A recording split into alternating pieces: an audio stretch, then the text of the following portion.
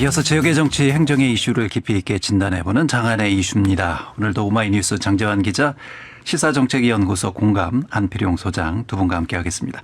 두 분 어서 오십시오. 네, 안녕하세요. 예. 자, 먼저 중앙 정치권 이야기부터 좀 해볼까요? 더불어민주당 전당대회가 이제 사흘 앞으로 다가왔습니다. 이번 주가 슈퍼위크입니다. 네. 예. 어떻게든 이제 결론은 날 텐데 전반적인 흐름 판세 어떻게 지금 보고 계세요, 안 소장님은? 그 선거 막판에 약간의 밴드웨건 효과가 나타나고 있는 게 아닌가 이렇게 보여집니다. 어느 그러니까 쪽으로요? 김민석 후보 쪽으로. 아, 그쪽으로 네. 밴드웨건입니까? 네. 예. 그 지난주에 그 제주, 인천, 그다음에 강원, 대구 경북이었는데 사실 인천은 김민석 후보가 쉽지 않다고 봤는데 인천을 이기고 그리고 제주와 강원에서 50% 이상 득표율을 얻어오면서 네. 그 차이가 크진 않은데 그 당원들에 대한 심리적인 효과가 밴드웨건 효과가 나타나고 있는 게 아닌가 이런 판단이 있고요. 그리고 지금 수도권 투표율이 그러니까 호남은 약간 낮긴 한데 호남은 그 김민석 후보가 크게 이길 거로 캠프에서도 전망하고 있는 것 같더라고요. 예. 그러다 보니까 수도권이 이제 중요했는데 지금 수도권의 투표율이 그 어제까지 나온 걸로 봤을 때 경기도가 46.74%, 서울이 45.31%거든요. 예. 이게 권리당원으로 대상으로 네, 한 권리당원 ARS 투표율인데요. 투표죠. 예. 근데 이게 대구 경북이 60%를 넘었는데 대구 경북이 그 같은 시점에서 그 보였던 투표율보다 더 높은 거거든요. 그러니까 투표율이 60%가 넘어갈 걸로 예상이 되고 그렇게 됐을 때 김민석 후보 쪽이 조금 더 유리해지지 않을까 이렇게 보여집니다. 전반적인 판세는 네. 김민석 후보 쪽 유리한 쪽으로 흐르고 있는 것 같다. 네네. 예. 네, 그 뭐 누구나 요즘 뭐 나온 여러 가지 수치를 보면 뭐 그렇게 예상은 하겠죠. 근데 이제 지금까지 나온 권리당원 그 투표 결과로 보면 실제로는 1.48%포인트만 앞서 있고. 김민석 후보가 앞서고 있는 거죠, 전체. 그거는 지금까지 20만 표 중에 3천여 표에 불과하거든요. 아. 네, 그러니까 굉장히 뭐 근소한 초박빙이다. 차이. 예, 그걸 지역별로 원래는 누가 유리했고 누가 불리했는데 몇 퍼센트가 나왔다 이렇게만 얘기하면 말씀하신 게 맞는데 그냥 단순한 수치로 하면 지금 3천여 표, 뭐 네. 1.48% 포인트니까 예. 앞으로 또 이제 그 호남이 30% 가깝고 넘고 그다음에 수도권이 또 30% 네. 정도잖아요. 그리고 국민 여론조사 또 결과도 30%를 또 마지막에 반영하기 때문에 굉장히 많은 수치가 남아 있습니다. 그래서 예. 뭐 지금 뭐 누가 굉장히 앞섰다 이렇게 얘기하기는 어렵고 장기자는 계속 초박빙이다. 열어봐야 한다. 까봐야 한다. 아니시군요. 그러나 이제 물론 이제 여러 가지 여론조사 결과나 그동안 이제 맞습니다. 판세 분석에 따르면 유리한 분도 있긴 있겠죠. 예. 네, 그러나 아직 결정된 건 아니다. 이렇게 얘기하고 있습니다.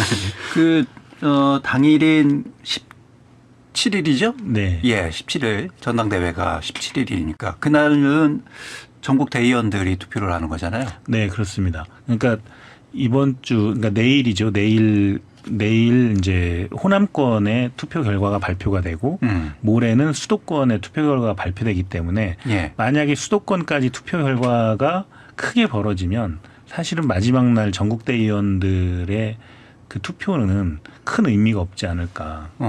아니 과반이 돼야 네. 이 선호 투표를 안 하고 바로 당선이 되는 거잖아요. 그렇죠. 그러면 과반의 키를 전국 대의원들이 쥐고 있을 수도 있잖아요.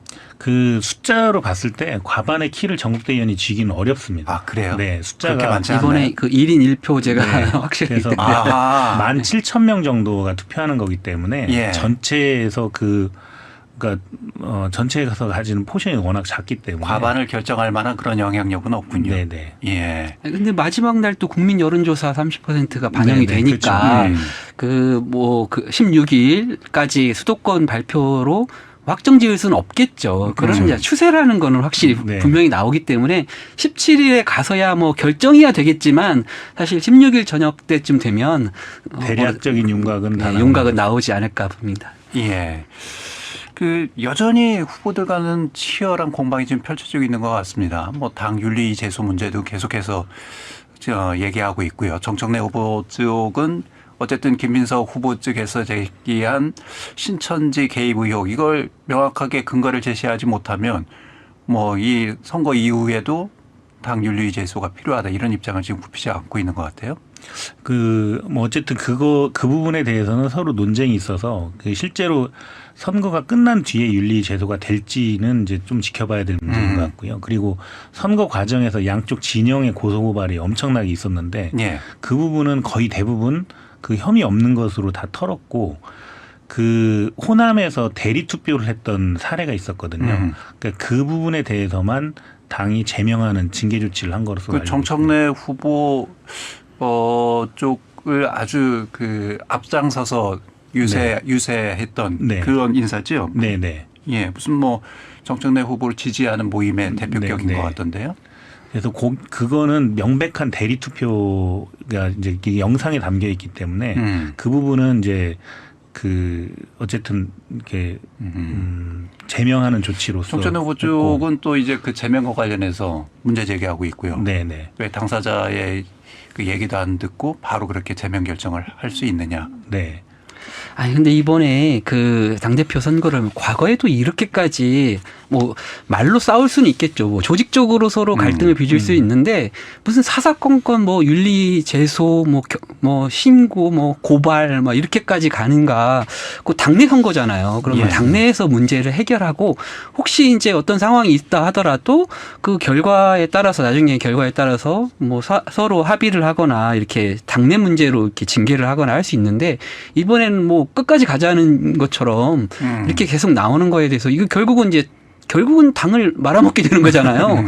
국민 신뢰를 잃어버리는 거니까. 네. 그리고 이게 지금 여당입니다. 그래서 국정 운영을 같이 책임져야 되고 많은 현안 과제들이 있는데 그럼 그거를 한 마음으로 같이 당정청이 한꺼번에 끌어가야 될 그 대표를 뽑는 거고 지도부를 뽑는 건데 예. 이렇게 뭐 되기도 전에 막 서로 상처를 내고 혹시 그런 상황에서 고소고발한 게 어떤 사법적 처벌을 해야 되면 그럼 나중에 또 어떻게 책임지겠습니까? 그래서 네.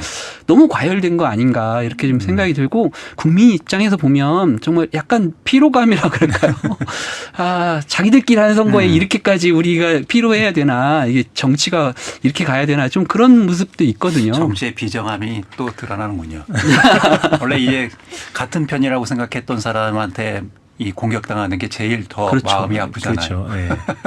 우리 편인 줄 알았는데 등 뒤에서 칼을 꽂는 것 같은 그런 예. 느낌이 들고 요즘 그리고 뭐 그 선거 과정에서 보면 뭐 배신자 얘기 네. 많이 탈당했다는 이력 같은 것 같고 네. 그런데 사실 그분들하고도 그 얼마 전에도 선거 같이 하던 분들이잖아요. 그때는 그 배신자를 어떻게 뭐 그런 이력이라든지 예. 아 너무 과하게 글쎄요. 이렇게 과거를 파묘해서 예. 예. 이렇게 싸우는 것 같고 뭐 요즘 또 김민석 후보는 또 무슨 그 예전에 그 뭐 정청래 후보가 그 국정감사에서 네. 했던 얘기를 가지고 불교계. 또 예, 불교계 예. 아. 반발을 샀던 이 봉이 임선다니까요. 예, 예. 그런 걸로 또 이제 또 파멸을 했더라고요. 네. 근데 이제 그 사건도 결국은 정당 내 그 민주당 내에서 같이 이재명 후보도 같이 사과도 하고 이렇게 해서 해결했던 문제 아닙니까? 근데 예. 그걸 또 다시 파묘해서 또 서로 공격하고 결국은 잘 몰랐던 국민들도 아, 저 사람이 저렇게 옛날에 저런 분들이었구나. 그러면 지도부가 되어서 당대표가 되어서 또는 나중에 이제 장기적으로 보면 대선 후보까지도 서로 이제 뭐 얘기를 해야 되는 사람들일 텐데 지도부라면 그렇게 해서 과연 그렇게 상처를 입히면 국민들에게 희망을 주는 그런 지도자가 될 건지 참 이번 네. 오늘 또 선거 끝나면 또 같이 언제 그랬냐는데도 얼굴 보고 웃으면서 악수하고 포옹하고 이런 모습이 그려질까요? 글쎄 이제 결국에는 청와대가 어떻게 하느냐가 가장 중요할 것 같습니다. 왜냐하면 네, 이 그 후보자들만 갈라져 있는 것이 아니고 당원들이 갈라져 있기 때문에 예. 당원들을 다시 합칠 수 있는 그런 제스처는 어쨌든 그 모든 당원들이 청와대를 쳐다보고 있기 때문에 청와대가 어떤 역할을 해주느냐가 굉장히 중요할 것 같습니다. 당하고 청와대는 정부는 그 명확하게 이렇게 좀 구분되는 거 아니에요? 그 원칙적으로는 당과 정부 청와대는 구분돼야 되는데 예. 모든 당원들이 지금 대통령이 어떻게 하느냐에 따라서 그 마음을 갖고 있는 거기 때문에 예. 그 대통령이 예를 들면 정청래 후보의 지지자들의 마음을 얻기 위한 제스처를 한다든지 또는 그 어떤 김민석 후보를 지지했던 그 지지자들과의 관계를 어떻게 풀어나갈 것인지 이런 것들에 대해서 예. 또 그것이 전체적인 청와대의 그 국정운영 기조하고도 관련이 있어서 그런 부분들이 상당히 중요할 것 같습니다. 역시 뭐 정치인은 어떤 면에서 좀 퍼포먼스가 있어야 되는 건가요? 있어야 되죠.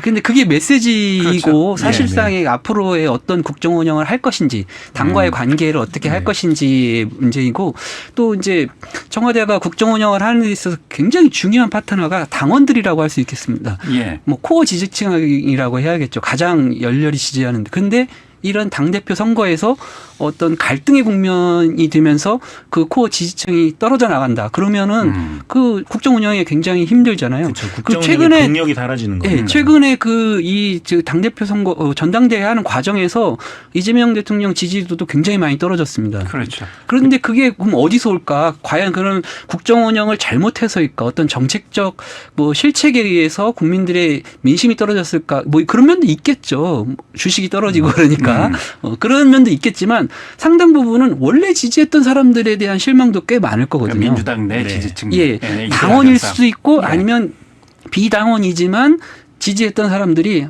이쪽 세력들 하는 거 보니 꼴보기 싫다 뭐 이럴 수도 있잖아요. 그러니까 이 전당대회 프레임이 명청대전으로 프레임이 잡히다 보니까 그것이 이제 결과적으로는 모든 그 결정의 그 권한이 대통령한테로 가 있는 상황인 것 같습니다. 예. 근데 참 이렇게 되면 민주당에도 안 좋은 거 아니에요? 결국은? 장기적으로는 민주당이 큰 상처를 받은 거죠 지금. 내상을 그러니까 입었다고. 네, 봐야 크게 되죠. 내상을 입은 거고. 예. 그리고 이제 예를 들면 이 갈등이 과연 봉합될 수 있을까? 언젠가는 또 다시 터져 나오지 않을까? 내후년에 또 이제 총선 있잖아요. 총선 되면 공천 가지고 또 더 치열하게 싸울 거 아니에요. 그렇게 되겠죠. 결국에는 이 국면에서는 당이 뭐 쪼개지거나 뭐 이렇게 하진 않겠지만 예. 이 수면 아래로 가라앉는 그 갈등 요인들이 총선 과정에서 다시 드러날 가능성이 있고요. 예. 그 총선 과정에서 드러날 때는 그때는 걷잡을 수 없는 수준이 될 것 같습니다. 총선 지나면 이제 또 네. 대선에서는 더 커지겠죠. 그 갈등이. 네. 예. 알겠습니다. 이제 어떤 당 지도부가 들어서느냐에 따라서 뭐 국정 기조도 좀 바뀔까요? 일단 김민석 후보가 승리한다면 사실 이제 이게 김민석 후보와 대통령이 그 커플링돼 있다고 생각을 하기 때문에 국정 장악력이나 동력은 훨씬 더 커질 것 같고요. 그리고 예.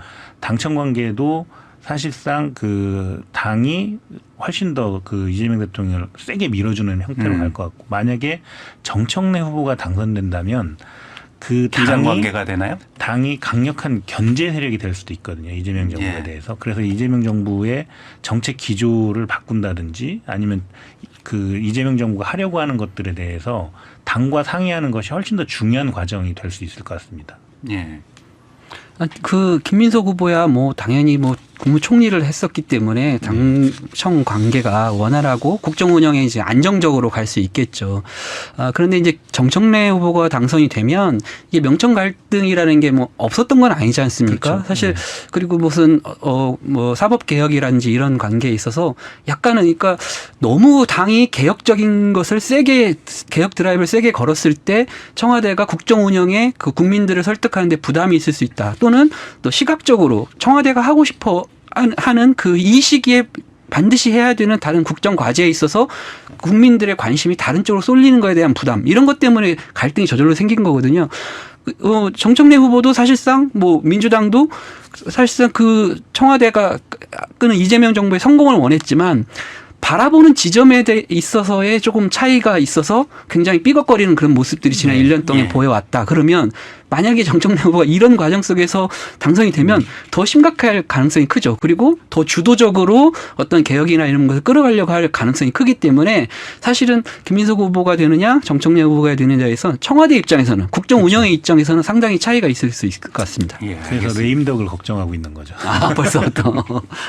집권 2년 차에. 네. 예, 알겠습니다. 국힘은 지금 장동혁 대표가 취임 1주년을 맞아서 당의 대대적인 뭐 혁신 개혁 이걸 또 얘기를 하고 있습니다. 지역의 당협위원장 교체 얘기도 지금 하고 있고요. 그러니까 민주당하고 싸우지 않는 당협위원장들은 다 교체하겠다 이렇게 엄포를 놨어요. 그 통상적으로 당이 조강특위라고 하는 게 이제 조직강화특별위원회라는 예. 걸 가동하는 시기가 있습니다. 예를 들면 총선을 앞둔 시기에 조직강화특별위원회를 통해서 그 당에 있는 지역위원장들을 평가한다든지 그리고 당 어떤 새로운 사람들 비어 있는 곳을 임명한다든지 이렇게 하는 경우들이 있고요. 그리고 대표가 이제 당협위원장들을 대대적으로 갈아야 된다고 생각될 때 이걸 가동하는 거거든요. 예. 그러니까 이제 장동혁 대표가 지금 이걸 가동하겠다고 했고 실제 가동이 되고 있기 때문에 이건 장동혁 대표가 그동안 본인을 괴롭혔던 당내 반대 세력을 완전히 밀어내고 그리고 본인의 친정 체제로 가겠다. 이걸 이제 선언한 거거든요. 자신의 우군들을 더 확고히 공고히 하겠다. 그러니까 다 잘라내겠다 이런 취지이기 예. 때문에 그러니까 윤리로 징계하는 부분에 대해서 계속 문제가 생기니까 그러니까 윤리만 가지고는 하기가 좀 어려워지니까 조직강화특위라는 걸 통해서 평가를 해서 아예 그 싹을 자르겠다 이런 생각을 갖고 있는 것 같습니다. 이게 예. 결과적으로는 그럼 국힘도 상당한 또 내용과 네. 갈등을 겪을 수밖에 없겠네요. 그렇게 될 것 같습니다. 예, 명분은 그 이재명 정부를 상대로 이제 싸움을 잘하는 사람들로 이제 포진을 하겠다는 취지죠. 어찌 보면 뭐 야당 입장에서는 그렇게 해야 되는 것도 필요한데 말씀하셨듯이 총선을 앞두고 뭐 이렇게 하는 거면 이해가 가는데 지금 아직 한참 남았는데 특히 지금 장동혁 대표는 본인의 사퇴를 지금 계속 요구받고 있거든요. 예. 근데 그거를 뭐 뭉갠다고 해야 되나요? 그렇게 하고 갑자기 조직강화특위를 통해서 당협위원장을 교체하겠다 이렇게 얘기를 하고 뭐 정면 돌파라고 할 수 있겠죠. 그러면은 사실 이제 사퇴하라 이런 얘기하는 게 굉장히 어려울 겁니다. 예. 네. 사태의 사자만 해봐라. 네. 바로 징계하겠다 뭐 이런 엄포인가요? 사실상 당권을 갖고 있다는 게 얼마나 큰 힘인지를 보여주고 있는 거거든요. 그렇기 때문에 사실 당권을 쥐지 않은 비당권파에서는 이 조강특위가 가동되면 이 당대표를 견제할 힘은 하나도 없어지는 겁니다. 지역의 국힘 분위기는 어떻습니까? 이 조강특위 운영과 관련해서 좀 뭐 어떤 분위기가 감지가 되나요? 아, 지역에서도 사실 굉장히 살얼음일 겁니다. 조직위원장들, 예. 당협위원장들은 사실 여기 현역이 없지 않습니까? 예. 그리고 실제로 지난 총선이나 그리고 뭐 지방선거 과정에서 여기가 뭐 원활하고 매끄럽고 정말 장동혁 대표 얘기대로 잘 싸운 사람들이 포진하고 있으면 예. 뭐 괜찮겠죠. 그러나 그래 보이지 않거든요. 아, 다들 그럼 전전긍긍하고 있나요? 굉장히 그 갈등을 많이 빚었지 않습니까? 그랬기 예. 때문에 쉽지 않을 가능성이 있고요. 서구의 그 양홍규 위원장은 본인이 이제 사퇴를 했고, 예. 그러니까 이런 것들이 결과적으로 그 이제 이장우 시장이 장동혁 그 대표하고의 관계를 좋게 가져간다면 이장우 시당위원장 중심으로 아마 판이 세게 바뀔 가능성이 있습니다. 아, 그러면 다른 지역의 당협위원장들도 좀 교체될 가능성이 있다는 네. 얘기군요. 많이 교체될 가능성이 있다고 그래요? 봅니다. 많이입니까? 네. 이게 당협위원장이 중요한 게 이제 내후년에 있을 공천과 관계가 되기 때문에 그런 거잖아요. 그렇죠. 지금 시기에 당협위원장이 된다는 건 공천을 공천 받는다는 경쟁에서 상당히 그 유리한 고지에 올라가는 거기 때문에요. 예. 근데 이 중요한 게 강성 지지층, 뭐 이렇게 싸움을 잘하는 사람으로 바꾼다고 해서 사실은 그 싸움을 잘한다고 해서 지지율이 올라가는 건 또 아니거든요. 이게 지금 이제 그 국민의힘에서도 다음 총선에서 이기려면 중도 수도권 청년, 그러니까 중수청이라고 얘기하는데 여기를 확장을 해야 이길 수 있다라고 본인들이 평가하는 내용이거든요. 그런데 지금 이 강성 지지층, 특히 그 장동혁 대표를 그 지지하고 하는 사람들, 우리가 그동안에 얘기했던 윤어게인 세력. 윤어게인과 아스팔트 세력을 끌어안는 그런 세력들을 중심으로 더 가겠다는 거나 다름없기 때문에 예. 이렇게 하면 총선을 거의 질 가능성이 더 커지는데 굉장히 네. 당내에서도 이거는 굉장히 큰 어려움이 있을 가능성이 그러니까 큽니다. 강을 지키는 것이 아니라 나를 지킬 사람이 필요하다는 그런 얘기인가요? 이게 잘못하면 국민의힘의 분당으로 갈 가능성도 있기 때문에 아하. 예. 상당히 그 중요한 지점인 것 같습니다. 알겠습니다. 어쨌든 여당이나 야당이나 지금 뭐 여러 가지 내용을 겪고 있는 모습들을 국민들이 지금 지켜보고 있는 그런 안타까운 현실이지 않나 싶습니다. 네, 그렇습니다. 우리 지역 얘기해 보죠. 어제 대전시와 더불어민주당 대전시당 당정협의회가 있었습니다. 네. 뭐 대전시의 지역의 국회의원들이 모두 이제 더불어민주당 소속이기 때문에 뭐 그 어떤 내용이 논의됐는지도 중요하지만 어떤 분위기였는지 이 부분도 좀 중요하지 않을까 싶어서요. 네. 그 전에 이제 이장우 시장이 있을 때에는 그 지역의 국회의원들이 다 이제 민주당 소속이었기 때문에 예. 사실 이런 분위기가 없었죠. 그렇죠. 그리고 협의를 하지도 못했고 또 뭐 한두 번 했나요? 네. 당정협의회를? 한 번인가 한 것 같은데. 예. 안 했던 것 같으세요. 한 것으로는 기억하는데 전원 참석은 안 했던 것으로 알고 있습니다. 맞습니다.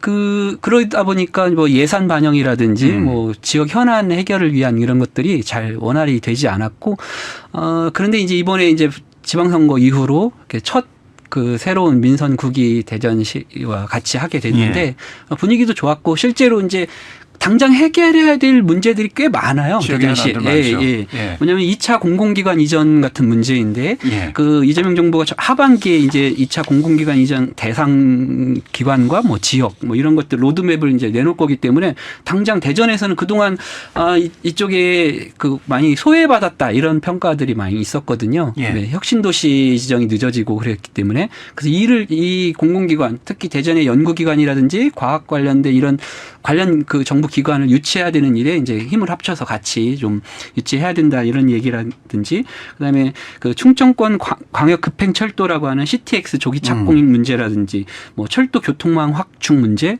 그리고 2027년 국비 확보 그리고 최근에 그 중대범죄수사청 대전청을 이제 새롭게 하기로 했는데 그러면 급하게 지금 내년 예산에 반영해야 되거든요. 예. 뭐 그런 거라든지 중요한 현안이죠. 예, 대전 의료원 건립 예산 문제라든지 굉장히 많은 현안들이 있어서 뭐 새롭게 어떤 정책을 건의했다라기보다는 당장 눈앞에 보이는 예산 확보에 지금 있는 현안도 지금 해결 못해서 지금 어려움을 겪고 있는데요. 뭐 대전 패싱이다 이런 논란은 있지 않습니까? 그러니까 그런 예. 문제들을 좀 많이 논의한 것 같습니다. 그 어쨌든 그 예산과 뭐 여러 가지 것들을 논의하는 정기국회를 앞두고 지역의 현안들을 한번 국회의원들하고 정리해 보는 자리였다 이 정도로 보는 게 맞을 것 같고요.